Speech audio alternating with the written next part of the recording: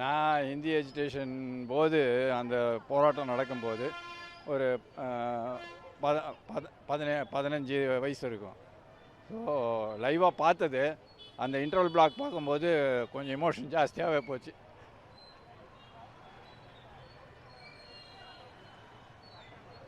பையன் ஏன் அழுகுறான்னு கேட்டான். கட்டுப்படுத்த முடியல. அதனால அந்த காலத்தில் அந்த ஃபீலிங் இருந்தது.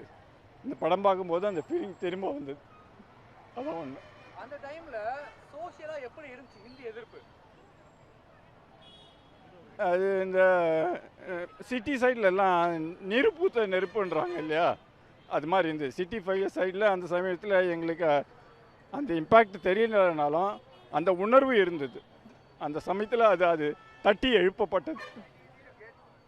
அது அது அது வந்திருக்கு இந்த படத்தில். இந்த போராட்டம் வந்து இன்றைய இளைய சமுதாயத்துக்கு போய் செல்லுமா?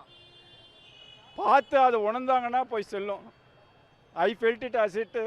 இது அது அது இப்போ இது மாதிரி ஒரு ரெக்கார்டை கிரியேட் பண்ணி இப்போதைக்கு இருக்கிற ஜனங்களுக்கு கொண்டு போய் சேர்க்கணும்னு ஒரு உணர்வு வந்தது பார்த்தீங்களா, அதுவே பெரிய விஷயம். குமார்.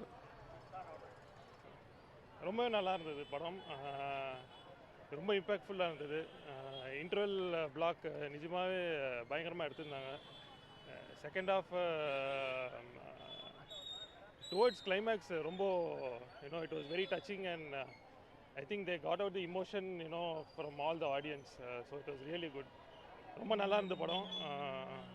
எல்லோரும் பார்க்க வேண்டிய படம். இந்த கரண்ட் ஜென்ரேஷன். என் பொண்ணு கூட வந்திருக்கா, அவள் ரொம்ப ரொம்ப பிடிச்சது. எங்கள் அப்பா சொன்ன மாதிரி it was very emotional and really good. Thank you.